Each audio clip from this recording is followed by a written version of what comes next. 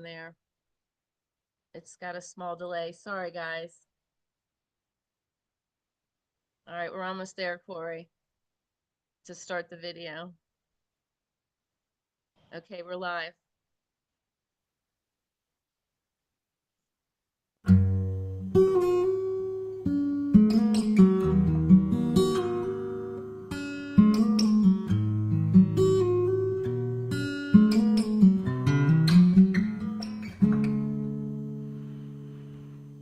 One seed is all it takes to grow a forest. One candle can fill a dark room. One voice is enough, speaking words of love. Each moment becomes what we choose. So do you want a new world? A world that works for everyone? Just open your mind, maybe you'll see. We can become a new world with Mother Earth circling the sun. She's waiting for you and for me to be the new world.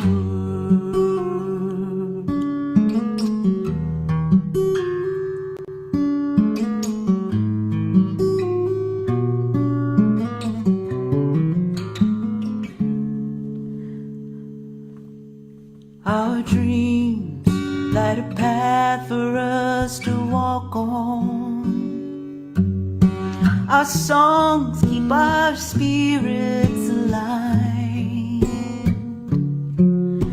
And each little child helps remind us why we not only might, we must thrive. So do you want a new world? A world that works for everyone? Then open your heart and you will see. We can become a new world with Mother Earth circling the sun. She's waiting for you and for me to be the new world. With just that thought, it has begun.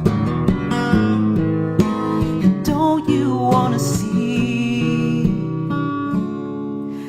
a new world? A world that works for everyone.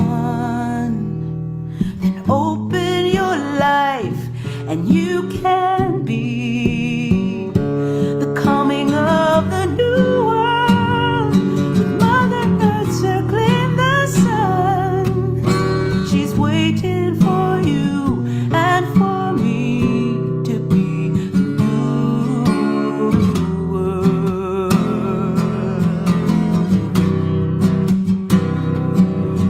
Be the new world, the new world, the new world, a new world.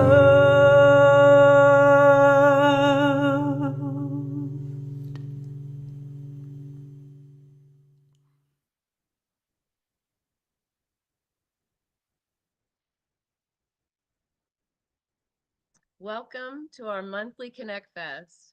My name is Laura George, and I'm a member of the Founding Mothers Peace Room, as sophisticated as a war room, to quote the legendary Barbara Marx Hubbard. Friends, we are living at an incredible juncture in human history. We occupy front row seats to watch the clash between an old world founded on patriarchy, domination, and separation, and a new world based on compassion, cooperation, and a culture of peace. We also have the chance to get out of our seats and actively participate in this round of the God game, the term I use to describe the evolution of the collective consciousness.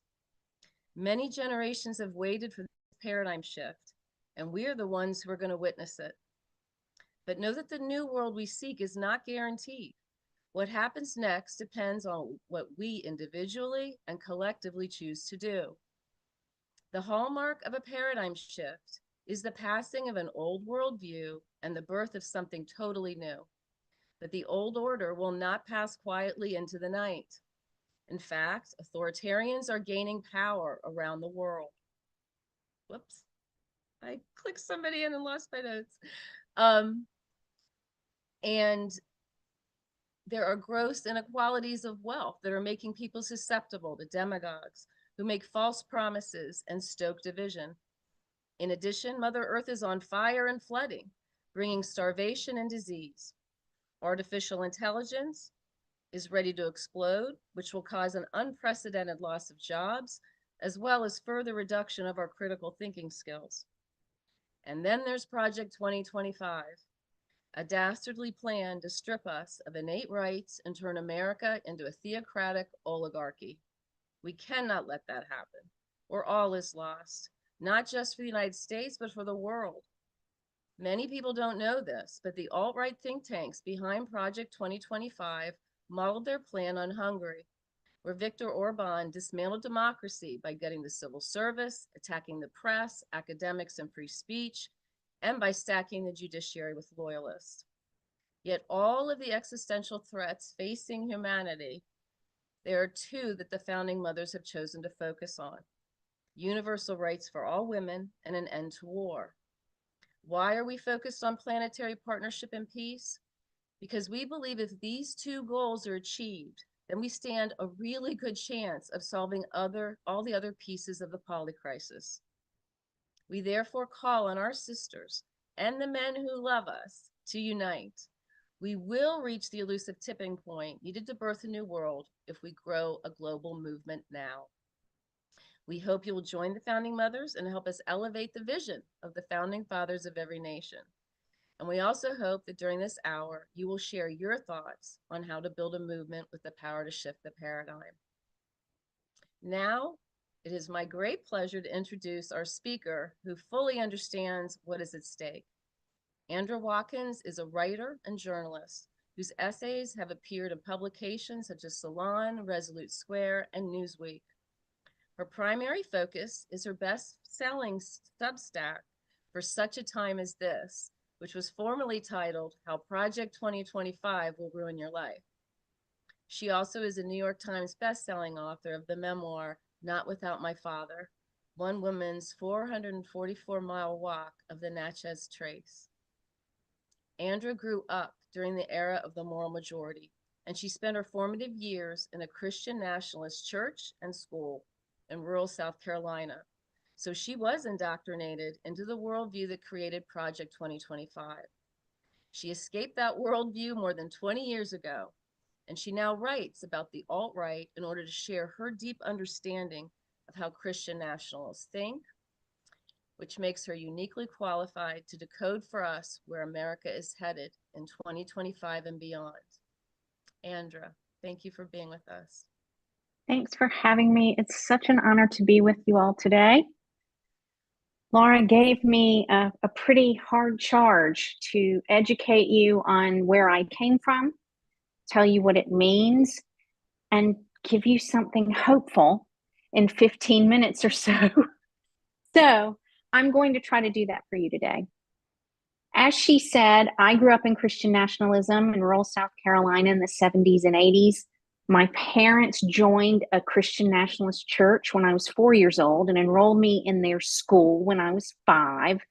It was the classic separate school where after the civil rights movement happened in the South particularly, churches started these schools so that they could be segregated legally. And so my parents put me in that when I was in kindergarten. And I went there until I was in 12th grade and graduated. And then I went to Liberty University in Lynchburg, Virginia, Jerry Falwell's university, for a year. My church was one of the founding members of that movement. So I learned all the classic things in history in school, was fully indoctrinated. I was a card-carrying Christian nationalist cult member. I believed America was founded as a white Christian nation. I believed we were supposed to follow biblical laws and Christian nationalist interpretation of those laws, not secular laws. I believed we should never compromise on those things. Those are some of the tenets of Christian nationalism that we were taught in history as real history. And I believed those things into my early 30s. I was asked to talk about how I got away from Christian nationalism with you today, and I am going to talk about that a little bit in order to give you a list of tactics that you might use on the ground in your communities to help people in the coming months and years who might come to you and say, well, I thought I was voting for something entirely different than what I voted for, and I regret it, or I'm frustrated that I'm not getting what I thought I was supposed to get. So when I was 23, I married my good Christian husband. I was indoctrinated to marry a good Christian man as young as possible and have as many good Christian babies as God gave me and be a submissive, godly wife to my husband and a helpmeet. That's a good Christian nationalist buzzword that you've probably never heard before, to my husband. And so I married this good Christian man, and he wanted to go to seminary and be a pastor, and I was going to be his helpmeet and mother his children. But it turned out that he was an abusive man. And the abuse started with emotional and verbal abuse and was escalating toward physical abuse. He would do things like drive the car really fast on the way to church and run red lights while he was screaming at me and calling me names I can't repeat here and pulling my hair. So, and threatening me with weapons and whatnot. So after 4 years of that, I decided that no matter how I was indoctrinated, I did not think God meant for me to die to stay married to a person like that, even though I thought he was my good Christian husband and I thought I had married the right person. So I divorced him, and going through that experience of marrying who I was told to marry, following my indoctrination to the letter, realizing that he could be abusive and somehow it would always be my fault that he was. I wasn't submitting enough. I wasn't being godly Christian wife enough to keep him from acting out this way. So that sowed some doubts for me by the time I was 27 about seeds of my indoctrination. But I didn't leave Christian nationalism then. I spent several more years trying to walk that walk. And when I was 31, I had a big falling out with my mother. It was very traumatic. She's a raging Christian nationalist, even today. And that falling out caused me to start questioning some things that I'd always been taught. And ironically, I picked up a book called Undaunted Courage, which is a Pulitzer Prize winning book about the Lewis and Clark expedition by Stephen Ambrose. And it came out around the time of the bicentennial of that expedition. And so I picked that up and read it, and it was just this completely different story from history than of anything I'd ever learned in Christian nationalist school. And so I learned so many new and different things about just that little piece of history. So I became fascinated with learning about the founding of our country. I don't know how many books I read over the course of a couple of years about the different founders. I read biographies. I read about periods in history, not just our revolutionary period, but the period leading up to it in England, and what led to people coming here and fleeing persecution in Europe and that sort of thing. So I really gave myself a completely new history education. And I realized that the education that I had gotten in the Christian nationalist school was completely different from history. And I said to myself, I wonder what else I don't know about stuff. And so I gave myself a whole arts education. I wasn't allowed to learn about art in Christian nationalism because it was all full of naked people and perverted, horrible people made it all. And what was Christian was really Catholic and commissioned by the Catholic Church. And my church believed that all Catholics were going to hell, even though there are Catholic Christian nationalists as well. And they partner now and get along. But if they fully assume control of the government, they will fight over which faction is going to lead. So I didn't learn about much religious iconography either because that was all Catholic. So I sent myself on a journey to learn about art. I visited museums. I read art history. I read about different artists. I learned what the different types of art and the eras of art were. And it was such a revelation for me. So much of the art that we value today was seated in the Enlightenment, as was our country. And so I continued to move away from that upbringing. I stopped volunteering for the Republican Party, which I had done for a long time. And I started looking at other candidates to vote for and evaluating, do I really just want to straight ticket Republican vote all the time? So that evolution took 10 or 15 years of my life of consistent work. And people ask me all the time, how do we get people to leave this group of people? How do we get people out of this cult? The key piece of it is they have to want to leave. They have to realize what they're in on some level. Maybe not totally. I didn't realize what I was in initially when I decided to look at some other kind of history. But they have to realize that there's something about it that's not feeding their souls, or that's not making them happy, or that's not giving them the tools they need to cope with being alive. So over the course of the coming months and years, you may have people in your life who are fully invested in that movement, and I doubt very few of them will ever be gotten out of it. But there are a lot of Americans who are just Christian nationalist adjacent. They share some of those views, but they're not radicalized religious extremists. And many of us may know people like that. So when one of them comes to you in the next few months and says, I really didn't realize that I was voting for some of these things that they're doing. And this isn't really what I thought I was going to get. And I'm really frustrated by what I see happening because this isn't what I thought I was signing up for. It's going to be really tempting to say, well, I told you, you shouldn't have done that. It will be tempting for me to say that.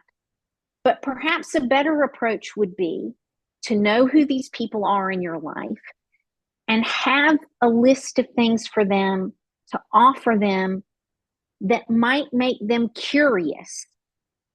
My in was history and learning more about history and studying real history. You know what your connections are interested in. So don't send them to my Substack as the first place for them to go.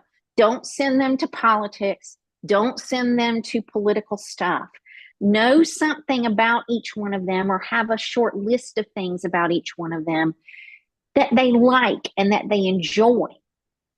And then offer them some options to learn about those things in a different way that might present a piece of the world through a different perspective. Know about groups on the ground in your community that they might be interested in, where they could interface with people who are different from them, or who may have different life experiences from them. That was really key to me after 5 or so years of my unwinding of my indoctrination, was actually making liberal friends and making friends that were, of different nationalities. I also started traveling and became very interested in seeing the world. And now many of my friends aren't even American as a result of that journey. So there are tools and resources and groups in our communities on the ground that you could have to offer as resources that don't have to be go volunteer for the Democratic Party. A lot of them won't do that. It really took me about a decade to get to the point where I could vote for a Democrat. I had to do that much unwinding of my indoctrination to be able to do that. So don't start there. I also want to say, I think it's going to be really important in the coming weeks and months to have one-on-one conversations with people we agree with and with people we disagree with. In 6 months, we may not be able to have a meeting like this online without being surveilled, without our names going on some list, without being questioned about it. So our one-on-one conversations and connections and relationships with people in our communities are going to be key to getting through whatever happens. And if it's not that bad, will it have been a bad thing to have spent time building those relationships? I don't think so. You know, we're so disconnected because social media and how much time we spend in front of screens has made us value these passive interactions that don't really give us a whole lot. And we've devalued interactions in person.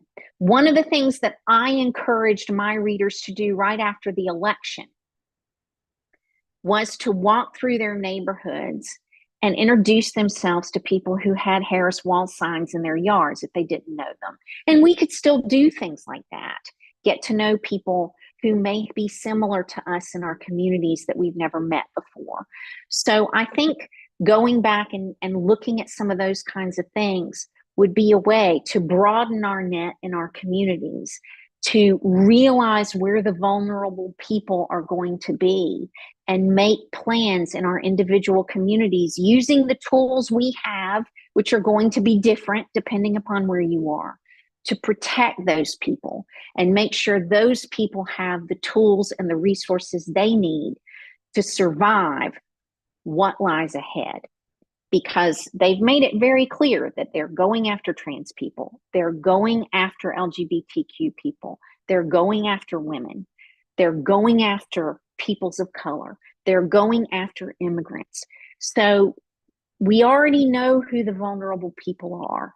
So let's band together, get to know our neighbors who are like-minded, and protect them as best we can. Come up with resources, come up with places for them to be, come up with ways to get them what they need if they can't get what they need for themselves, protect them from being targeted and perhaps taken away. We may need to do all those things on the ground in our communities. So there's a lot we can do to fight this and to resist this. One of the things that I've told my readers and encouraged my readers to do is to resist with your money, resist with your attention. They're dying to have a big bloody spectacle of showing America that we can't demonstrate publicly anymore. But one of our greatest powers is where we give our money and where we put our attention. So I think it's going to be really important to give our attention to things that feed us in the coming months. So I haven't watched the incoming dictator. I haven't read anything that he said. I haven't watched any of his interviews. I don't believe I've heard his voice since he was elected. We do not have to follow the chaos and the outrage all the time that he tries to create. We do need to pay attention to what the regime does and what they're doing behind the scenes, but we do not have to engage in this constant stream of outrage that is designed to make us feel defeated, that is designed to make us feel disconnected. So do everything you can to stay informed without engaging in the outrage. I found independent media to be very helpful with that. There are a number of resources that give me rundowns that are really quick, where I know that I'm informed. I never have to see his face. I never have to hear his voice. And that makes me really happy. I also have encouraged people to get rid of their Amazon accounts, stop buying from Amazon, get off of Meta products if you can. I've done all of those things. Shop local, support local and minority businesses as much as you can, and try to keep those businesses open and hurt these billionaires where they most hurt, and that's with their money.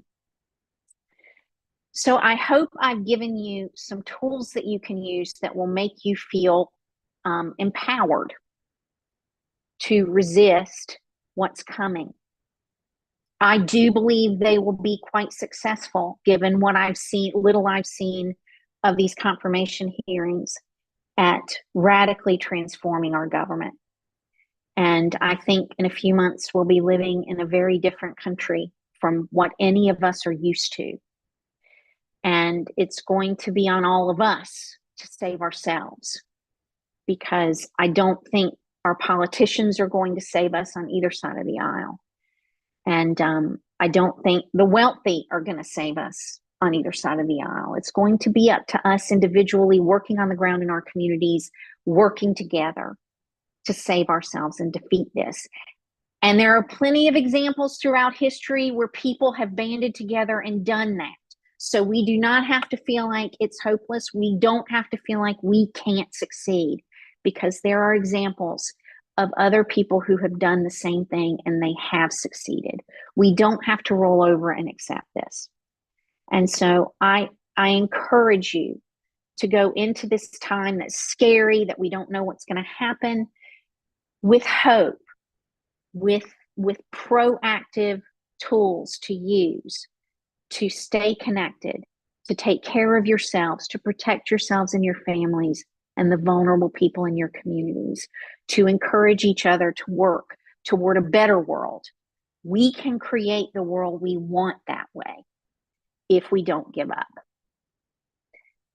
Thank you. And I'll take questions whenever you're ready for me to take questions, or if you have other things you want to offer before questions. Well, thank you, Andra, so much. We appreciate, I just loved hearing about the story of your growth and how you became the person you are now, and for what we can do in the upcoming years or months.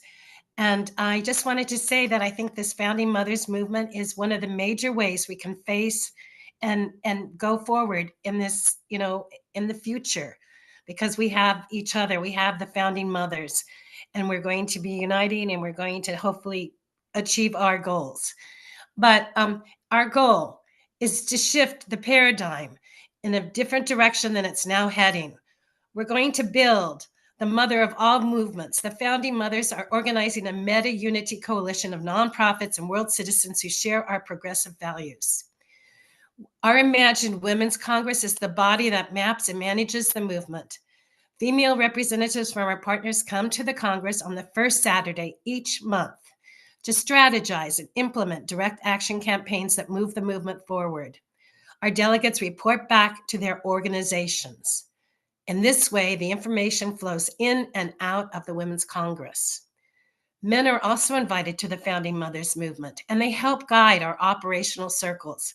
These functional circles meet weekly and include a media circle, tech circle, a partner circle, campaigns, and proclamation circles.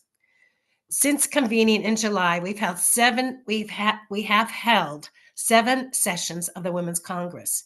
At our 3rd Congress, we passed the Founding Mothers Proclamation, a document that succinctly sets forth our demands for women's rights and the cessation of war. On New Year's Day, we launched the weekly worldwide wake-up campaign. Civil rights icon John Lewis famously said to make good trouble. Well, we're making good noise every Wednesday at high noon and every time zone, and we hope everyone will be involved. Now we want to hear from you. Please share your thoughts or direct a question to Andra or the Peace Room. In addition to Laura and myself, I believe Amanda is here, and I don't know about Grandmother Ejna, but I think you might just want to talk to Andra. So we will take questions now.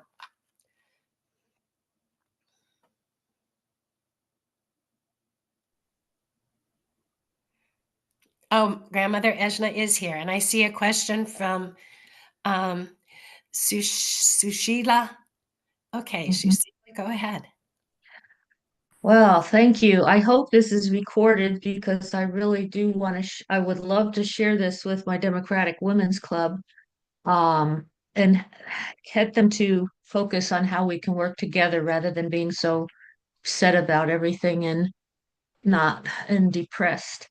I also was very touched by your story because I'm a retired librarian, and the idea that books and that other point of view that you were interested in, seeing the difference, that is such a big censorship issue.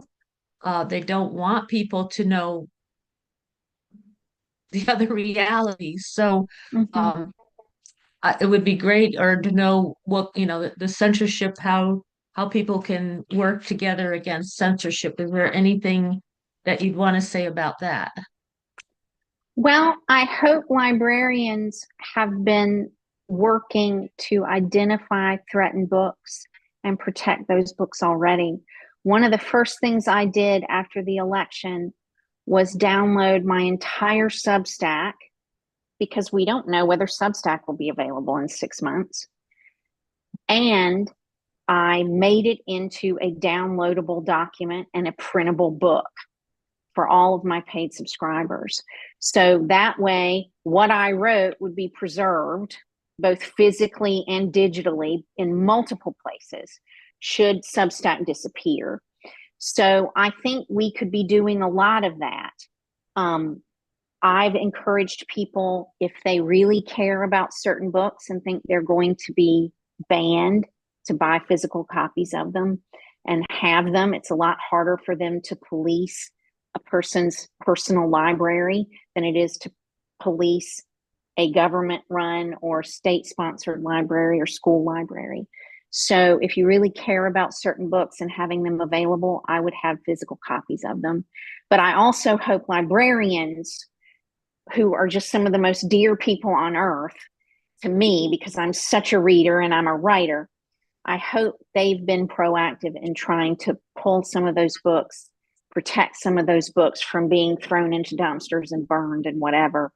And I hope that we will have people who will do some of that as well. I know I've read about some librarians who have been doing that, Yeah. and we'll continue to see that, I hope.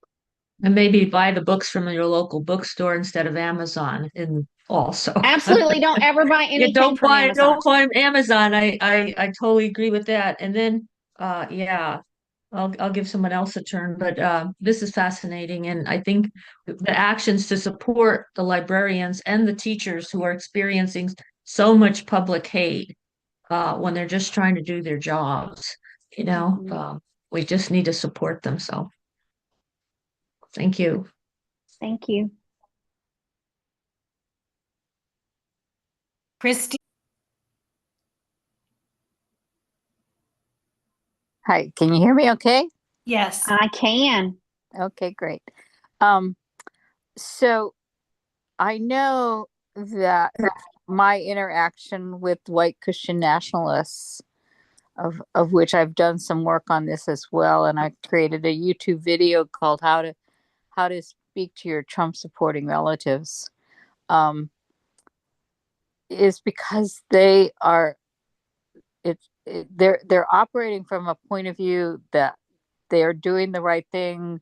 It's for the love of God. It's like, but it's actually a fear-based. They're terrified for us of what's going to happen for us, and if they don't intervene with us and help us to see the light and all that stuff, that they're terrified of what will be the repercussions of what has happened to us. So I was wondering if you could speak to how you personally were actually able to overcome the fear, which is horrendous, of, that you might burn in hell and all of that. How are you able to rise above that thought and know that God is love and that there is nothing to fear? Or anyway, just what your thoughts are and addressing that fear with someone, because I loved your idea about speaking to the people and having some pre-scripted ideas in mind about, I'm so curious, how you came to this. Tell me more about how you believe this, and helping them to find the insanity within the looping that happens when you take them down the rabbit hole. They get all tangled in their own insane thoughts. So, Well, the key thing to know about people who are indoctrinated in Christian nationalism is Christian nationalism is not a faith modality. It is a certainty modality. So for years of my life, what I thought was my faith was not faith at all. So at some point, I had to tear my faith down to the very foundation and rebuild it. Because, I mean, what is faith? It's believing something you can't prove because it makes you feel better about something. It speaks to you somehow. It's not something you're ever going to be able to prove to anyone.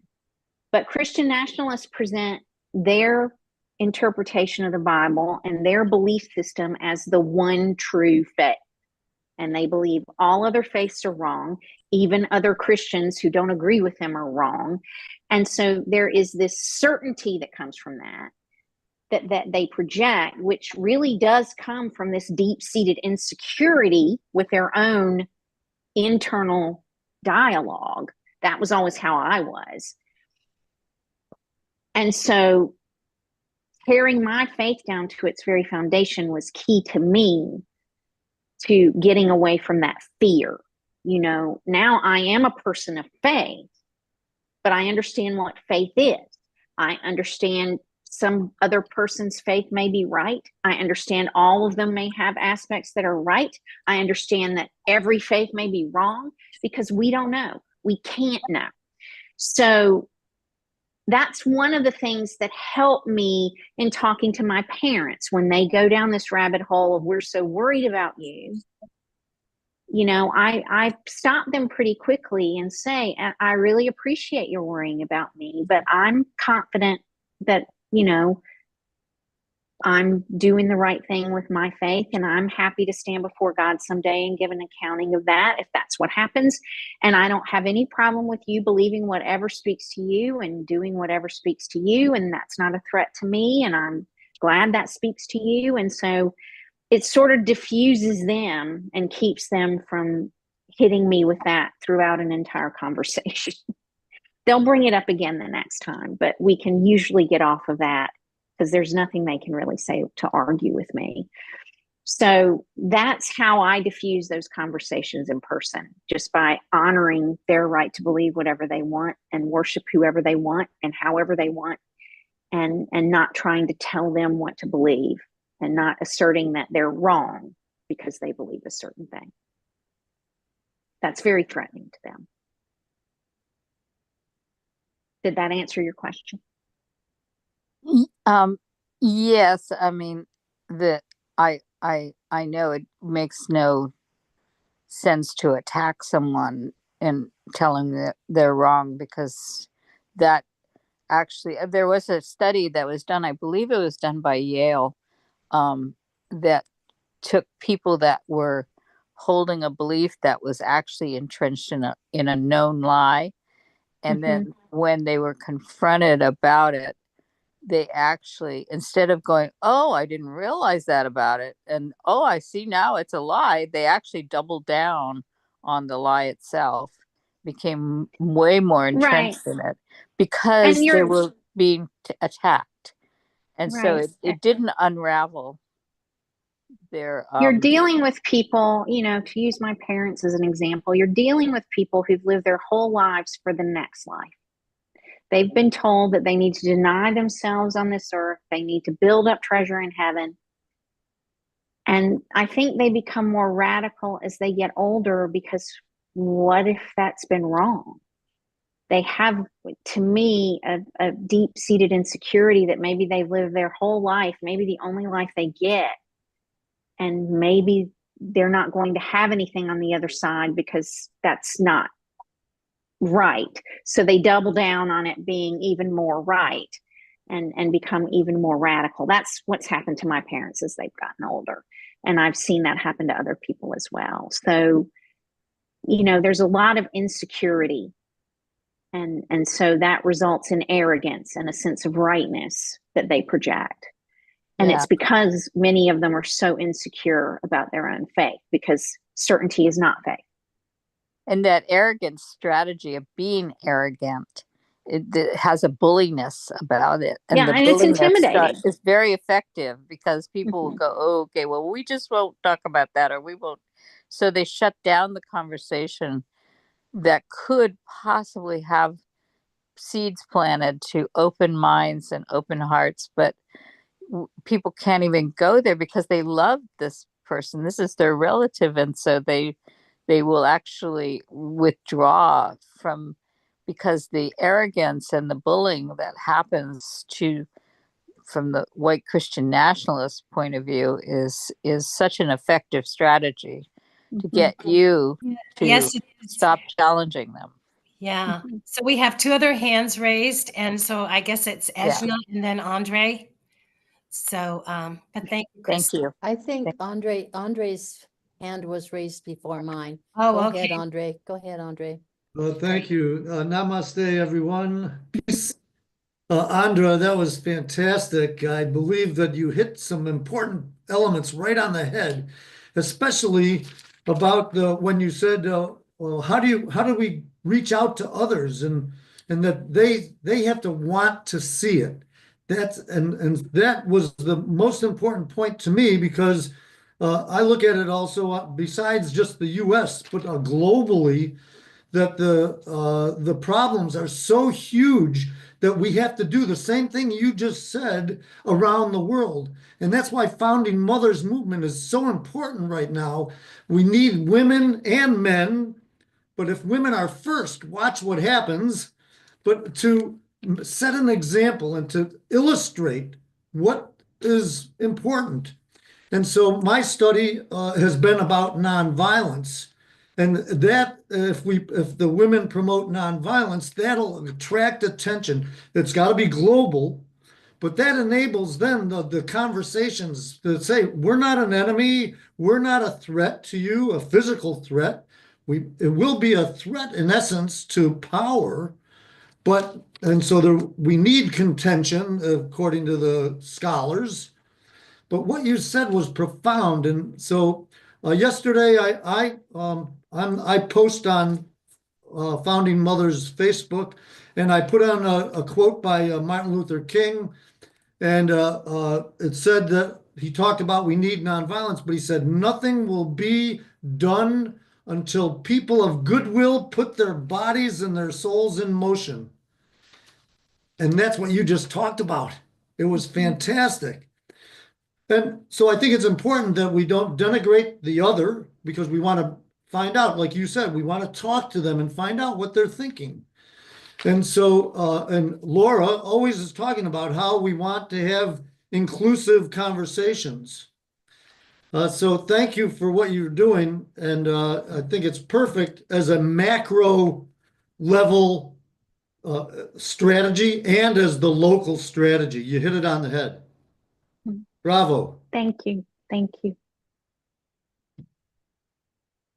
So Ejna, Yeah, I have kind of an observation and a question.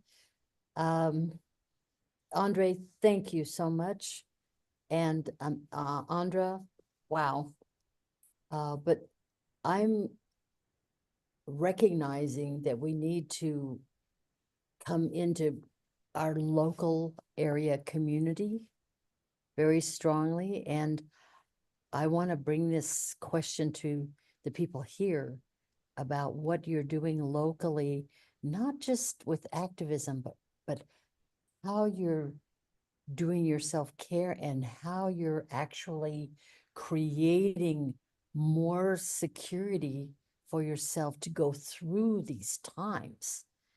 That it's actually because if the power grid goes down or foods, I mean, the food supply into the cities is very vulnerable now. And there are shortages already, but I'm really curious about what's happening. You know, the people who are here about food sovereignty or water sovereignty or communication sovereignty. I mean, how is that going for people who are here at this Congress right now? I'm curious. I will say before anyone else jumps in, I did a series in December on a topic called purposeful disengagement. And if you go to my Substack, we did different types. So it's one was protecting yourself individually, one was protecting yourself within your community and protecting your community, and one was economic. disengagement, and a lot of readers posted all kinds of things they were doing. And that is the pinned post on my Substack, all the reader resources people shared. So there are still a lot of things that people here could use to make sure they're buying from the right people, to stock up on necessities and things that you might need or think you might run out of, or it might be hard to get, to make plans to have somewhere else to go if you need to leave your home for a time. So there are all kinds of resources in those 4 posts that you can go and read. And I think they might be really helpful. And we still have a few days to implement them, so it's not too late.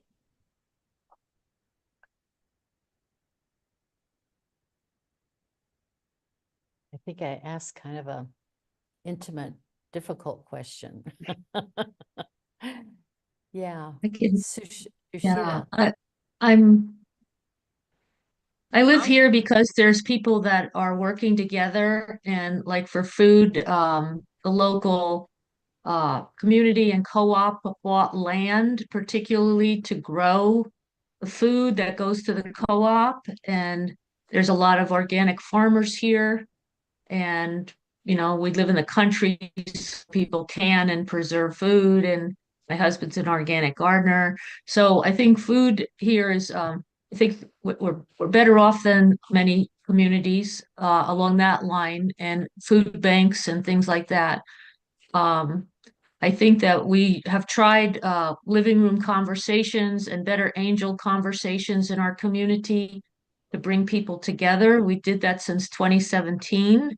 We got the county talking to each other and talking about, being a very white community, how we treat others that come to our community, or how people, even in the hospitals, how people are treated.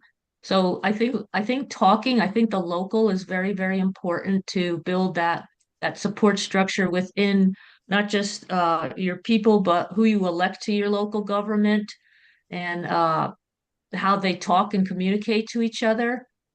So, and also the language, how we talk to each other, and remove the violence from our language so that we can, it is more the nonviolent communication and all that. These are important strategies.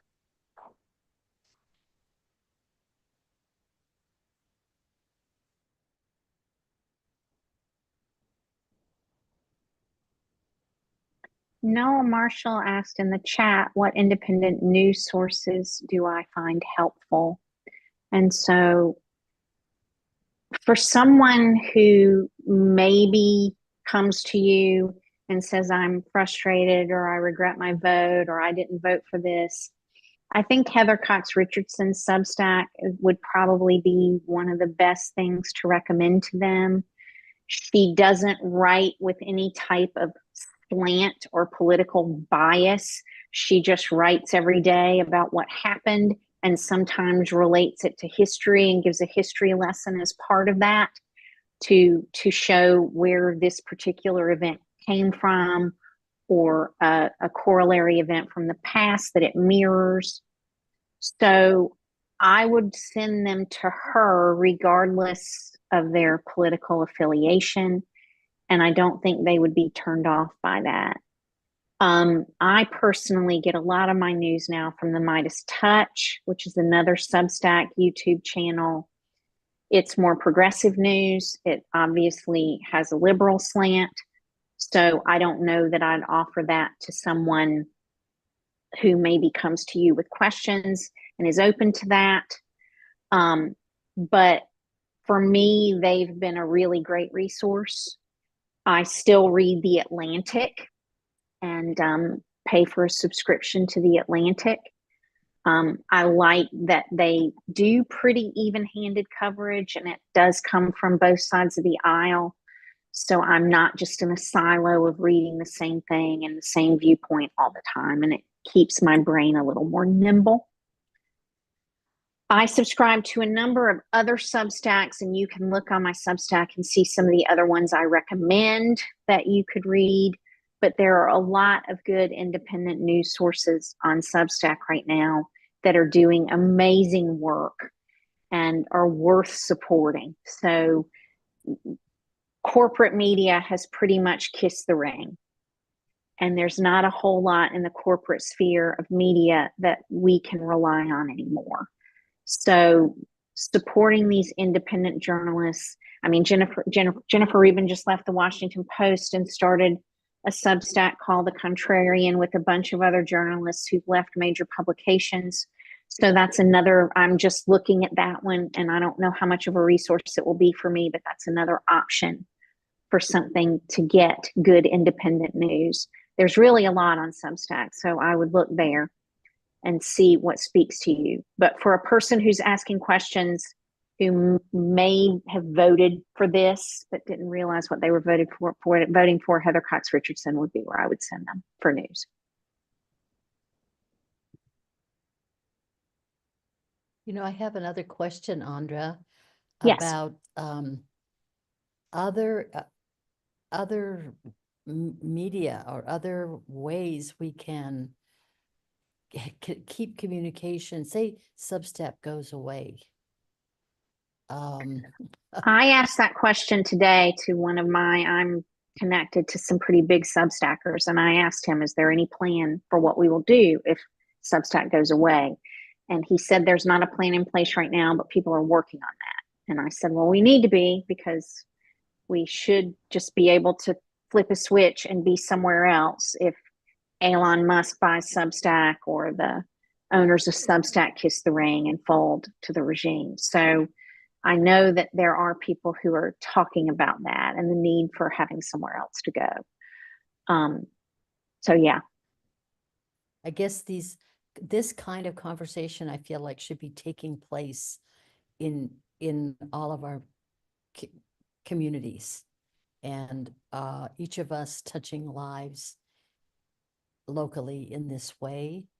Mm-hmm. The big agenda to stop war, right now we're kind of distracted just in kind of survival, Mm-hmm. which is unfortunate, because we'd really love to demilitarize the whole earth, and all of those resources go to caring for ourselves and one another. One of the things the Founding Mother movement is working on is a letter to this I want to call it a behemoth, but I guess it's not really. I mean, it's kind of, in one way it is like that, but these are also our relatives. You know, I have had a lot of relatives in the military and still do. So, but it's just a whole millennial cultural civilization mindset about war, and but it's been destructive to us for thousands of years. So well, one of the things that I think Americans have never lived with constant war. They've never lived with constant violence other than the threat of mass shootings all the time. You know, Americans have been really fortunate that our country hasn't dealt with a whole lot of violence, and I believe that's getting ready to change. So, you know, will that change American attitudes to democracy and freedom? And I don't know. We'll see. Well, I've lived with it, being a Native person, and I work with Indigenous people and organizing Indigenous, because we're part of the disenfranchised, but we're actually the global majority of our human population. So we're really, and we're realizing how already resilient we already are, because most Indigenous communities are already into food sovereignty. So, but I would encourage that of every community, you know, and the care, I guess, to me, this compassion and the capacity to really care that touches people's hearts, so that there might be some opening, because we've never that only comes from one-on-one FaceTime, spending time together. Exactly. Yeah. Yeah. Yeah, but to grow this exponentially now, because that can melt some of the barriers so that people can even hear. So yeah, that we're still keeping on, keeping on. Thank you.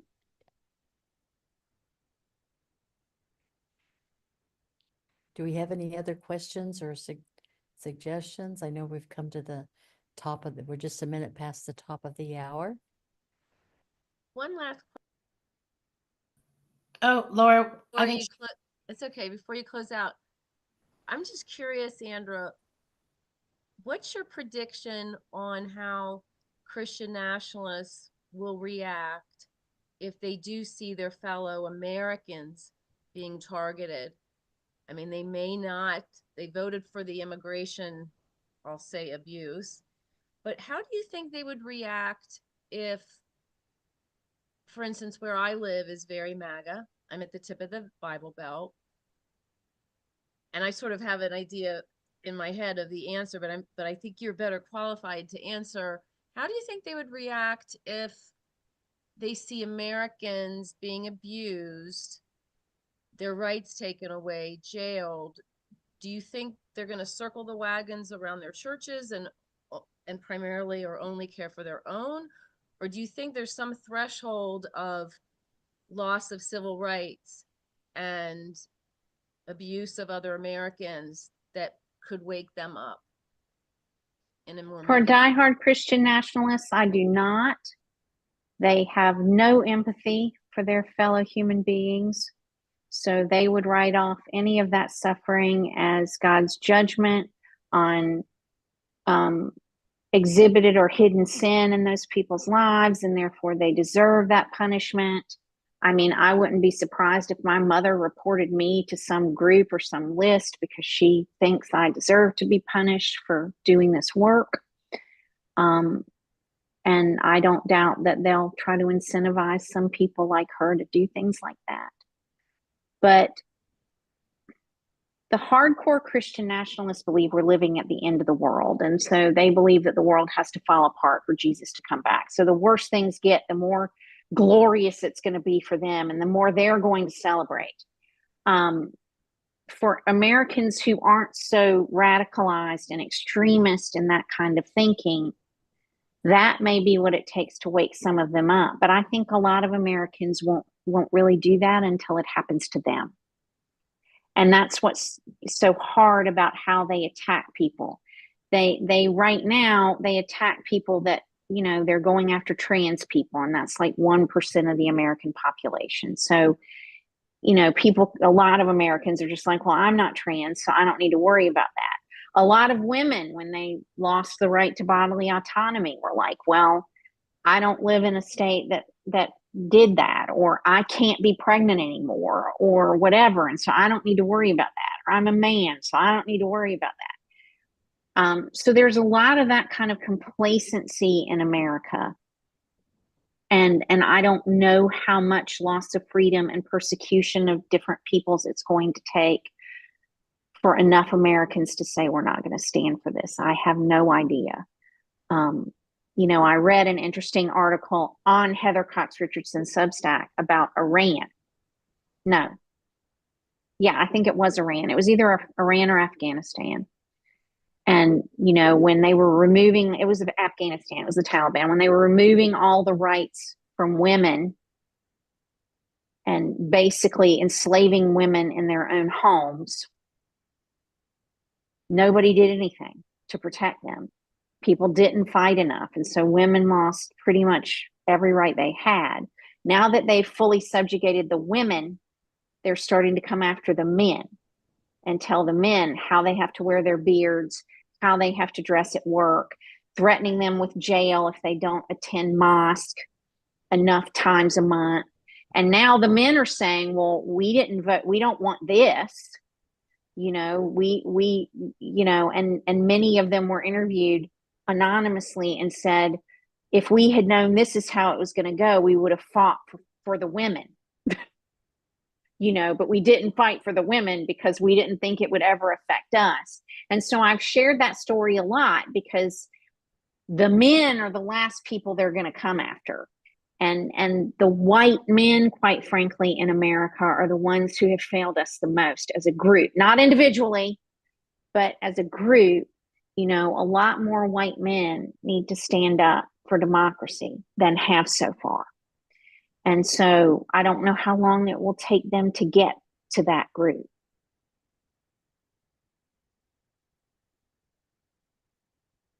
Wow. This has been a really stark, but I feel like meaningful meeting. And I feel like this is also a model of how we can gather together. Not only personally share personal story, but also share resources. And I'll just make a few comments here because we're going to start to close this out. I know it's after the top of the hour. We hope you've enjoyed our January ConnectFest. And if you haven't joined Founding Mothers Movement yet, there are 3 ways to join, you know, as a world citizen, as a partner group, and as a delegate to our Women's Congress. And all of these are crucially important. Our Global Women's Congress is designed to provide decentralized agency, like local gathering, and maximum flexibility to our partners so that each mission can be strong, while also providing centralized cohesion, like this gathering and our congresses and our working circles, for monitoring the movement and executing our upcoming direct action campaigns, because we have more planned. Our strategic plan and our theories of change are based on system science and holism. You know, by mimicking the organic and holistic nature of our bodies and our communities and our precious planet, we can create a superorganism of love, a superorganism of brilliance to achieve planetary partnership and peace. We 1,000 points of light operating in silos, unfortunately, cannot change the world, but us 1,000 points of light, once unified, we contain the power to finally shift this paradigm, our civilization, create a new civilization. So let's gather our expertise, our experience, and cultural diversity, and unify, continue to unify. Let's follow the path of truth and love and light. And then I want to plug, please join us for our weekly worldwide wake up, our first nonviolent campaign, because there are many other campaigns to follow. This is the first campaign that we launched January 1st to herald the arrival of Founding Mothers. And we go outside every Wednesday at noon in every time zone and make good noise or grab attention. Some of us play an instrument, some sing, some blow bird whistles, some host a gathering. You can go to the steps to your local mayor's office, but we do this direct action every Wednesday to make good noise. You make the noise, people come and say, what is this about? And our education grows this way. The ripple effect goes out. So we do this every Wednesday until our proclamation is honored and we are free and war ends. But this isn't the only action. We're going to have other campaigns too. So now we'll close with our vision video to show what the world will look like once we achieve planetary partnership and peace, and help us build this mother of all movements.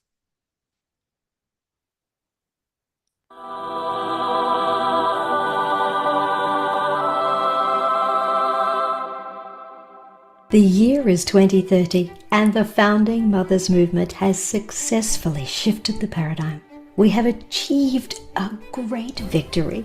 We have fully empowered women around the world, and we have stopped an evil that no people before us were able to prevent.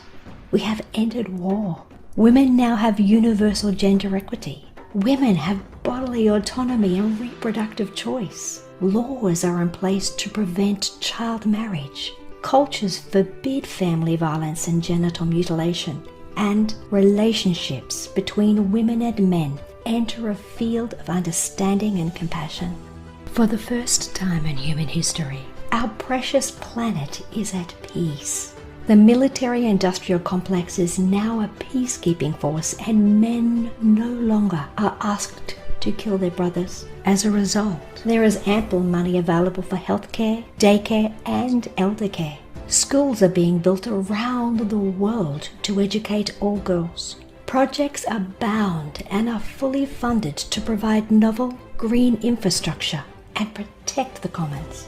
Artificial intelligence is properly monitored and employed for benevolent projects that enhance life on Earth. Now Mother Earth can regenerate. Animal, plant, and ocean life are revived and add to the euphoria of this new golden age.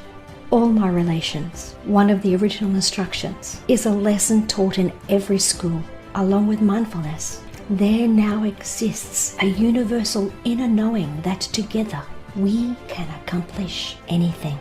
Planetary governance has reached a new level of inclusion, collaboration, and coordination. The nation-state system yields to regional and local models of self-organization. Intentional communities and cottage industries abound, creating self-sufficient economies. Globalization now means that we are one species with one shared destiny. Personal freedom is intertwined with responsibility, which we gladly share as members of one human family. The news story is told far and wide. Our children know it by heart. Songs are written in its honor. Truth, love, and light reign on earth. As above, so below. Join the Founding Mothers movement and help transform the world.